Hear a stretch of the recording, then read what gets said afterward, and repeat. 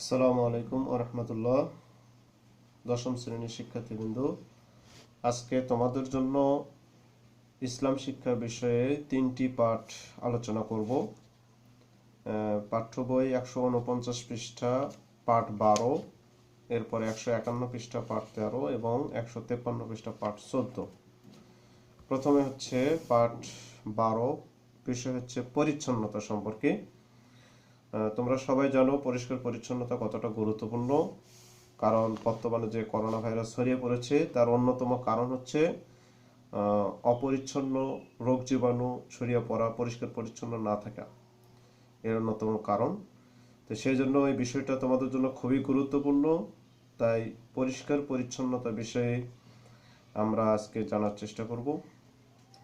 প্রথমে হচ্ছে পরিষ্কার পরিচ্ছন্নতা কি।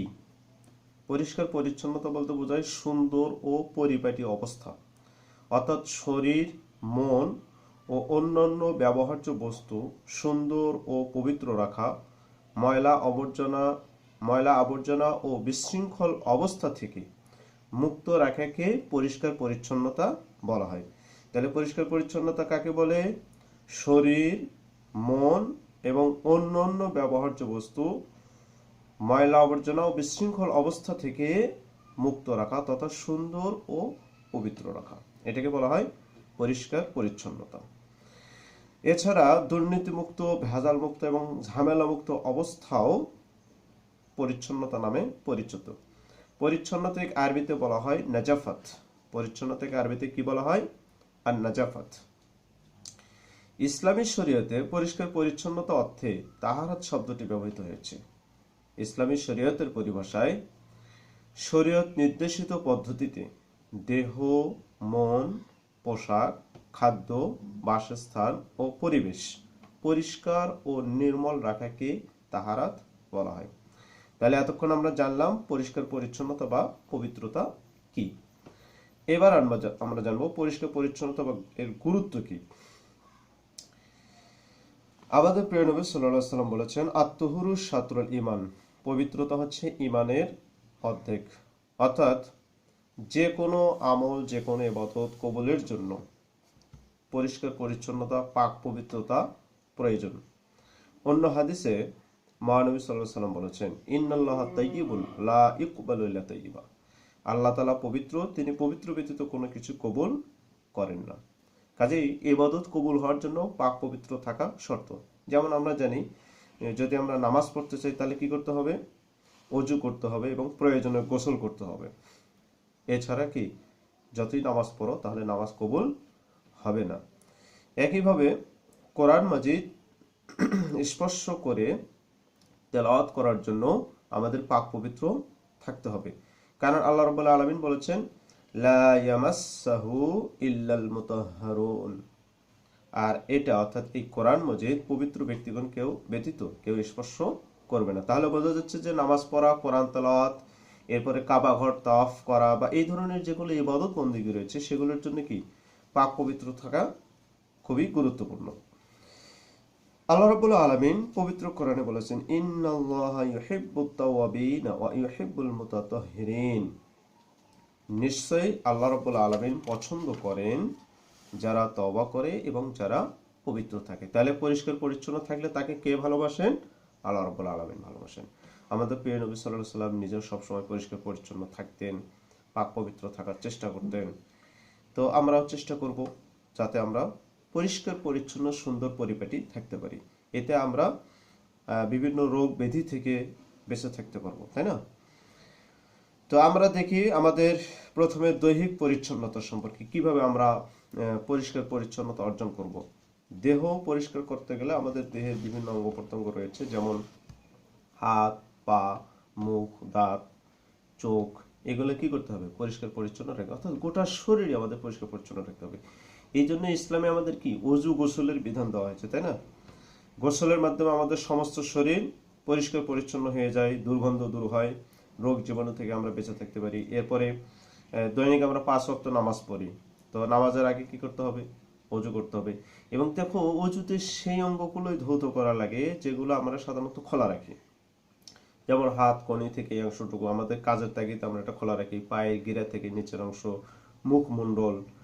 ইসলামী পোশাক যেহেতু মাথায় টুপি বা কোনো রুমাল রাখতে হয়, তো সেই জন্য মাথা মাসও করলেই চলে।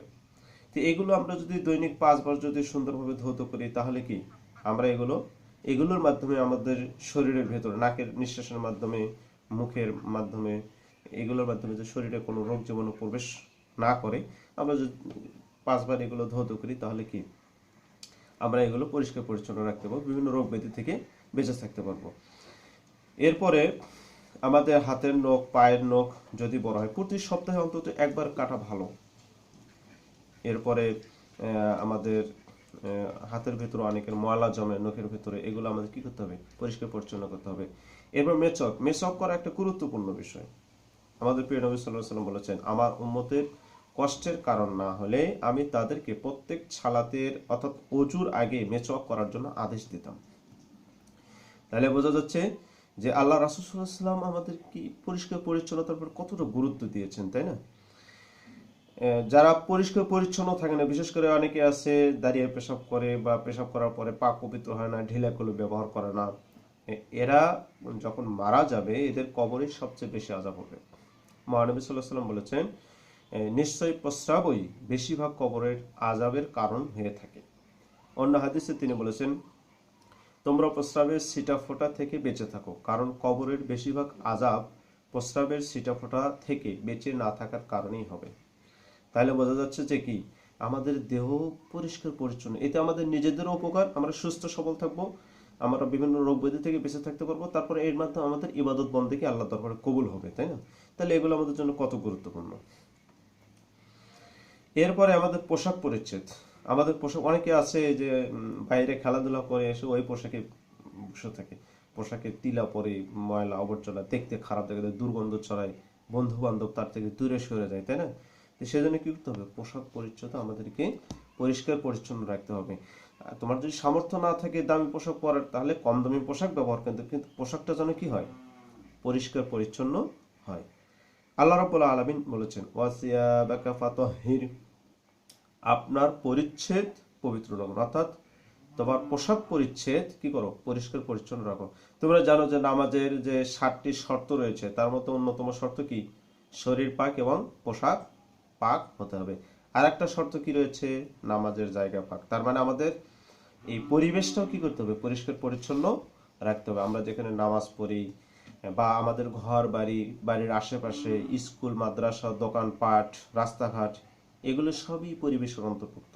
তুমি যেখানে চলাফেরা করো, যেখানে লেখাপড়া করো, সেই বিদ্যালয়ে, সেই পড়ার কক্ষটা তোমার অবশ্যই পরিষ্কার রাখা উচিত। নিজের ঘরটা একটু গুছিয়ে রাখো। সর্দি কাশি যদি হয়, কফ আসে, তাহলে নির্দিষ্ট স্থানে গিয়ে ফেলো, অথবা রুমাল ব্যবহার করো। হ্যাঁ, এরপরে বিভিন্ন ময়লা আবর্জনা, অনেক সময় কলা খেয়ে কলার খোসাটা নির্দিষ্ট স্থানে ফেলো, বিস্কুট খাওয়ার পরে প্যাকেটটা নির্দিষ্ট স্থানে ফেলো, রাস্তাঘাটে না ফেলা। এইভাবে কি আমাদের পরিবেশটাও আমাদেরকে কি করতে হবে? পরিষ্কার পরিচ্ছন্ন রাখতে হবে। তোমরা শিক্ষিত মানুষ, লেখাপড়া করছো, তোমরা দেশ জাতির কল্যাণের জন্য কাজ করবে, তোমরা দেশের ক্ষতি হয়, দেশের মানুষের ক্ষতি হয়, এমন কাজ কেন করবো? তাই না? তাহলে তোমাদেরকে কি করতে হবে? পরিষ্কার পরিচ্ছন্ন থাকতে হবে, নিজের পরিবেশটা কি করতে হবে? পরিষ্কার পরিচ্ছন্ন রাখতে হবে। এরপরে তোমরা যে পানি পান করবে, সে পানিটা পরিষ্কার পরিচ্ছন্ন কিনা, পাক পবিত্র কিনা একটু লক্ষ্য করতে হবে। যে খাবার খাবে সেটা পরিষ্কার পরিচ্ছন্ন কিনা, কারণ অপরিচ্ছন্ন খাবার খেলে কি হবে? অপরিচ্ছন্ন পানি পান করলে কি হবে? এগুলো তো তোমাদের জানা আছে, তাই না? বিভিন্ন রোগ ব্যাধি হবে।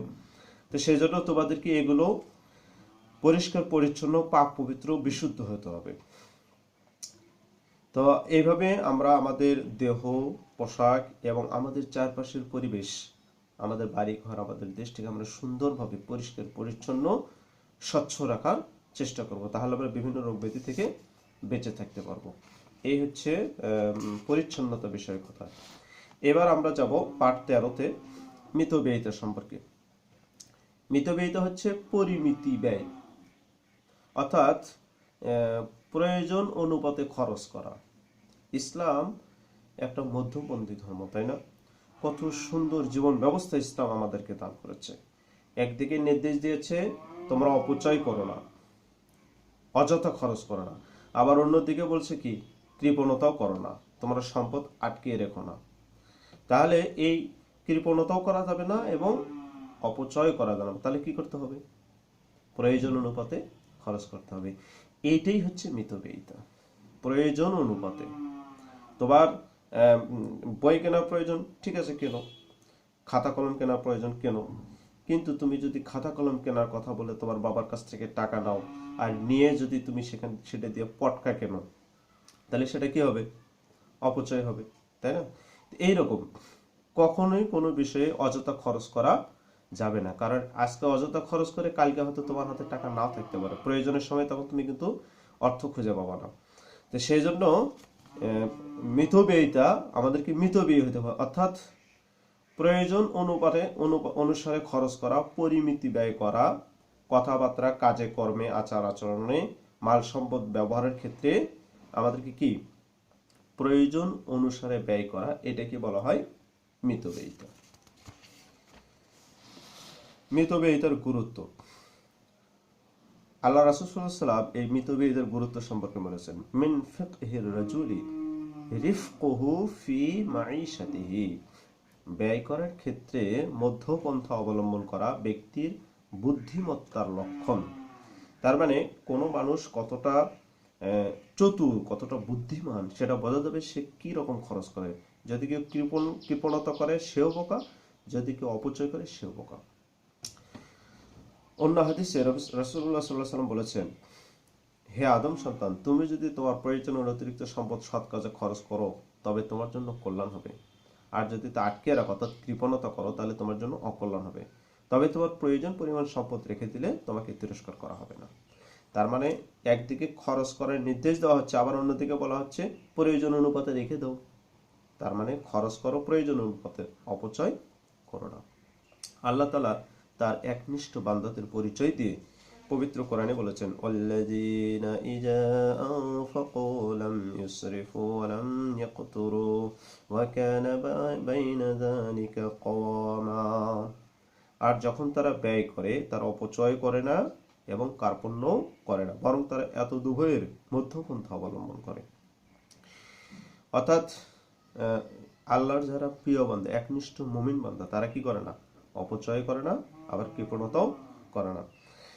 তো এইভাবে আমরা দেখতেছি যে পবিত্র কোরআন এবং হাদিসে আমাদেরকে প্রয়োজন অনুপাতে খরচ করার নির্দেশ দেওয়া হয়েছে। তোমার বাড়ির দরজায় একজন ফকির আসলো, সাহায্য প্রার্থী আসলো, তোমার কাছে টাকা আছে, তুমি বললে না নেই নেই নেই, এটা হচ্ছে কৃপণতা।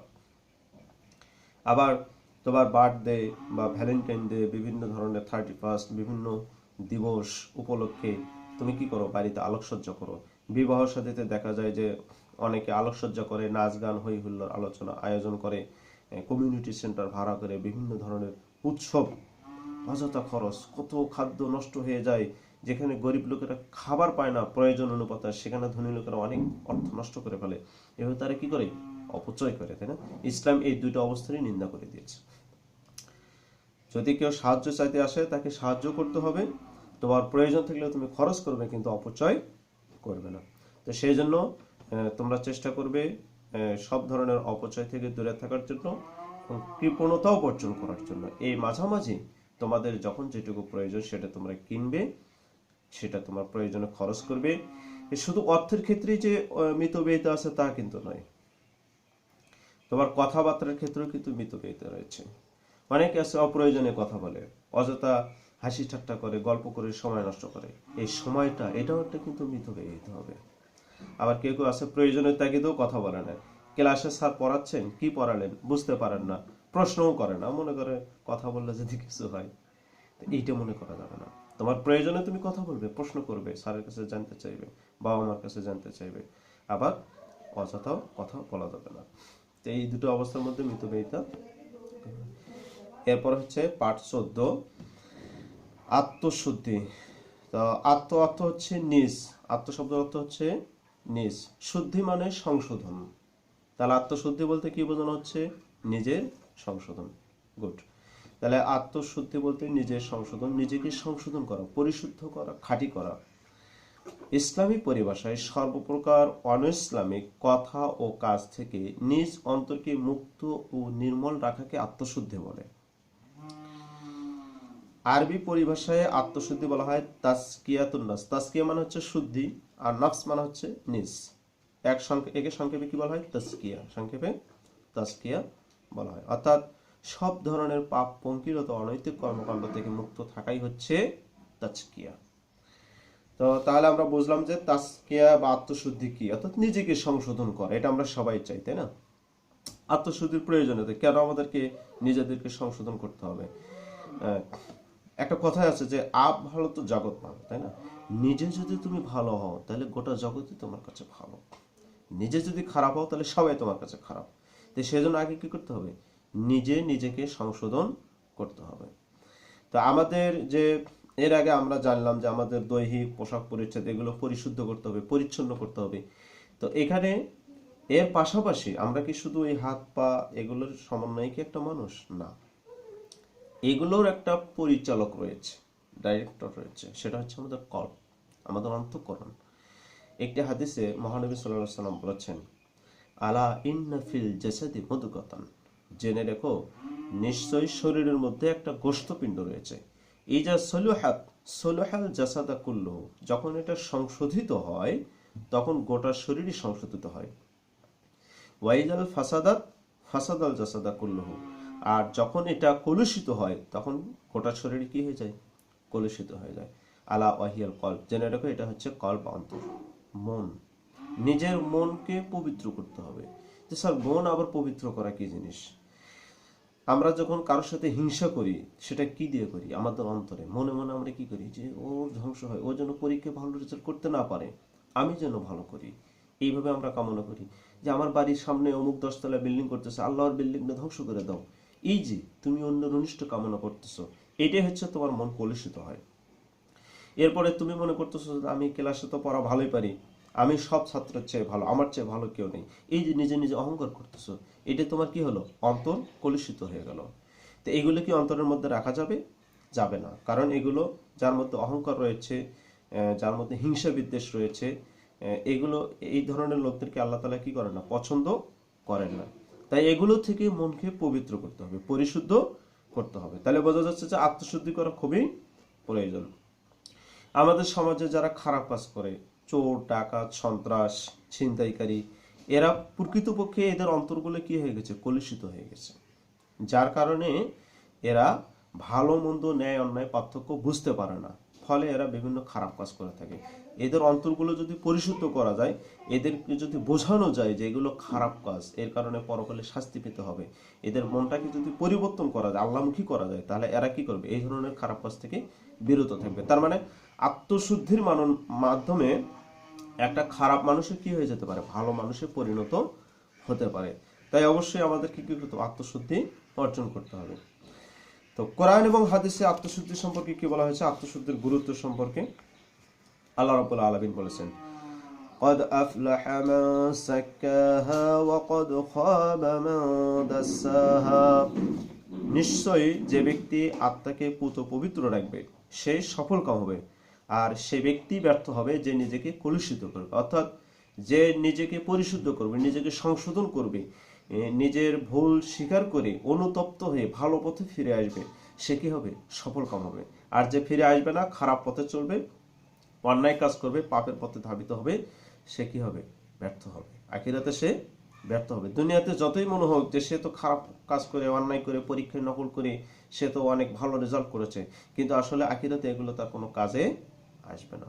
আল্লাহ তাআলা বলেছেন, ইয়াউমা লা ইয়ানফাউ মালু ওয়ালা বানুন ইল্লা মান আতাল্লাহা বিকলবিন সালিম, সেদিন ধন সম্পদ কোনো কাজে আসবে না, আর সন্তান সন্ততিও কোনো কাজে আসবে না, বরং সেদিন সেই ব্যক্তি মুক্তি পাবে যে আল্লাহর নিকট বিশুদ্ধ অন্তঃকরণ নিয়ে আসবে।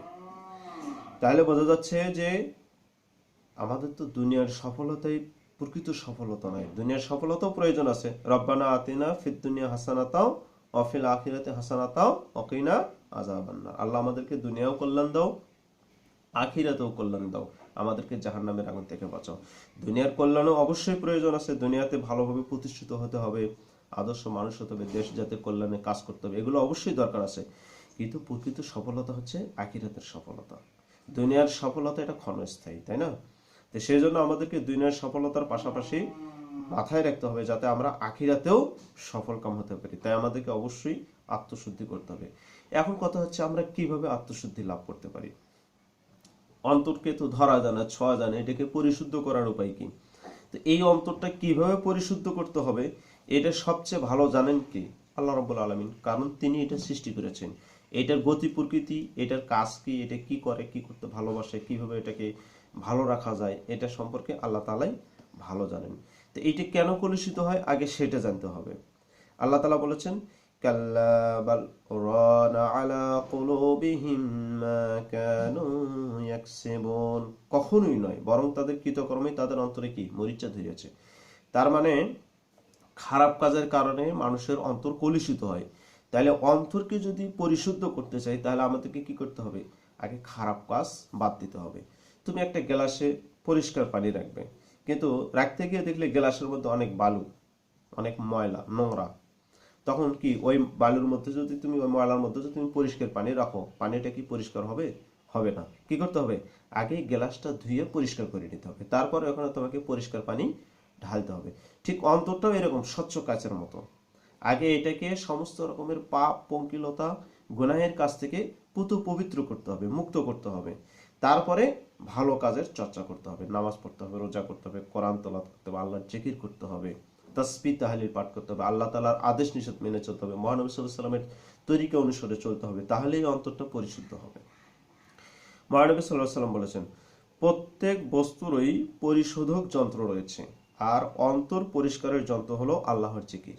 অর্থাৎ প্রতিটি ক্ষেত্রে উঠা বসা চলাফেরা খাওয়া দাওয়া পেশাব পায়খানা ওযু গোসল ঘুমানো, ঘুম থেকে উঠে প্রতিটি ক্ষেত্রে মহানবী সাল্লাল্লাহু আলাইহি ওয়াসাল্লাম আমাদেরকে কি শিখিয়েছেন? জিকির শিখিয়েছেন, কখন কোন দোয়া পড়তে হবে এগুলো শিখিয়েছেন, তাই না? এছাড়া আরো কিছু কাজ রয়েছে, যেমন তওবা করা। তওবা করা মানে হচ্ছে ফিরে আসা, গুনাহের কাছ থেকে ফিরে আসা। ইস্তেগফার, ইস্তেগফার মানে হচ্ছে আল্লাহর কাছে ক্ষমা প্রার্থনা করা, যে আল্লাহ আমি এতদিন এই গুনাহের কাজ করেছি, এই অন্যায় কাজ করেছি, মিথ্যে কথা বলেছি, আল্লাহ আমি ভুল করেছি, তুমি আমাকে মাফ করে দাও। তাওয়াক্কুল করা, সকল ক্ষেত্রে আল্লাহ তাআলার উপর ভরসা করা, নির্ভর করা, যে আল্লাহ তাআলা ছাড়া আমাকে সাহায্য করার ক্ষমতা আর কারো নেই, এই নির্ভর করা। জুহদ মানে হচ্ছে চেষ্টা করা। যেমন সবসময় ভালো কাজ করার চেষ্টা করতে হবে, নিজের মনকে বোঝাতে হবে যে আমি নামাজ পড়বো, মসজিদে যাবো, জামাতে নামাজ পড়বো, এই রমজান মাস আসতেছে আমি রোজা রাখবো। এইভাবে নিজের সাথে নিজের চেষ্টা করে, এটিকে বলা হয় জুহদ। ইখলাস, ইখলাস অর্থ হচ্ছে একনিষ্ঠভাবে কাজ করা। তুমি নামাজ পড়বে কার জন্য? শুধুমাত্র আল্লাহকে খুশি করার জন্য। এইটা নয় যে তোমার বাবা বলল যে এখন নামাজ পড়ো, তুমি নামাজ পড়তে গেলে, তোমার বাবা যখন বললো না তখন তুমি নামাজ পড়তে গেলে না, এইটা নয়। বাবাকে খুশি করার জন্য, ছাড়কে খুশি করার জন্য, মেহমান আসছে তাকে খুশি করার জন্য নামাজ পড়া নয়। এটা করতে হবে শুধুমাত্র আল্লাহ তাআলার জন্য। এরপরে সবর করা, সবর মানে হচ্ছে ধৈর্য ধারণ করা। বিপদ আপদে অসুখ বিসুখে সব সময় আমাদের কি করতে হবে? সবর করতে হবে, ধৈর্য ধারণ করতে হবে। ইবাদতের ক্ষেত্রে কিন্তু সবর রয়েছে। যেমন রোজা, দীর্ঘ সময় 15 ঘন্টা 15.5 ঘন্টা না খেয়ে থাকতে হবে। চোখের সামনে খাবার পড়ে আছে, তোমার পেটে ক্ষুধা, কিন্তু খাওয়া যাবে না, কেন? সবর করতে হবে। এভাবে শুকর করা, আল্লাহ তাআলা তোমাকে যে নিয়ামত দিয়েছেন, তোমার শরীরের পা থেকে মাথা পর্যন্ত কোটি কোটি টাকা দামের নিয়ামত দিয়ে তোমার শরীরটা আল্লাহ তাআলা ভরিয়ে দিয়েছেন, এগুলোর জন্য কি করতে হবে? আল্লাহর কাছে শুকরিয়া আদায় করতে হবে, কৃতজ্ঞতা প্রকাশ করতে হবে। এরপরে কোরআন তেলাওয়াত করতে হবে, বেশি বেশি করে কোরআন পাঠ করা। এরপরে সালাত আদায় করা, ফরজ সালাত এবং পাশাপাশি যথাসাধ্য নফল সালাত আদায় করা। এই কাজগুলোর মাধ্যমে আমরা কি করতে পারি? আত্মশুদ্ধি অর্জন করতে পারি। তো এই হচ্ছে আমাদের আজকের পড়া। প্রথমে হচ্ছে পরিচ্ছন্নতা, তারপরে মিতব্যয়িতা এবং তারপরে আত্মশুদ্ধি। তো এই 3টা পার্ট থেকে তোমাদের জন্য একটা সৃজনশীল প্রশ্ন রয়েছে, তোমরা খাতা কলম নিয়ে প্রশ্নটা একটু লিখে নাও। হাদিস সাহেব ধনী ব্যক্তি, কিন্তু তিনি তার সম্পদ অনর্থক খরচ করেন। কারণে অকারণে বিভিন্নভাবে তিনি টাকা পয়সা ফুরিয়ে দেন। তাকে উপদেশ দিতে গিয়ে মসজিদের ইমাম সাহেব বললেন, আপনি এভাবে টাকা নষ্ট না করে যদি মানুষের কল্যাণে খরচ করতেন কতই না ভালো হতো। তিনি আরো বলেন, মনে রাখবেন, সেদিন ধন সম্পদ সন্তান সন্ততি কোনো কাজে আসবে না। সেদিন সেই মুক্তি পাবে যে বিশুদ্ধ অন্তঃকরণ নিয়ে আসবে। এই হচ্ছে উদ্দীপক। এবার প্রশ্ন নাও। ক, পরিচ্ছন্নতার আরবি প্রতিশব্দ কি? পরিচ্ছন্নতার আরবি প্রতিশব্দ কি? খ, পবিত্রতা ঈমানের অর্ধেক, উক্তিটির তাৎপর্য লেখো। পবিত্রতা ঈমানের অর্ধেক, উক্তিটির তাৎপর্য লেখো। গ, হাদী সাহেবের আচরণ আখলাকে হামিদার কোন গুণের পরিপন্থী? যেহেতু হাদী সাহেব কি করেন, অনর্থক খরচ করেন, অকারণে বিভিন্নভাবে টাকা পয়সা ফুরিয়ে দেন, তাহলে এটা কোন গুণের পরিপন্থী হবে? মিতব্যয়িতা। তার করণীয় ব্যাখ্যা করো। ঘ, ইমাম সাহেবের শেষোক্ত বক্তব্যের আলোকে আত্মশুদ্ধির গুরুত্ব বর্ণনা করো। এটা তোমরা বুঝতে পারতেছো যে আত্মশুদ্ধি সম্পর্কে। তো তোমরা এই প্রশ্নটা সলভ করে লিখে মেসেঞ্জারে হোক অথবা পাঠিয়ে দেবে। আজকে এই পর্যন্তই। সবাই ভালো থেকো। আসসালামু আলাইকুম ওয়া রাহমাতুল্লাহ।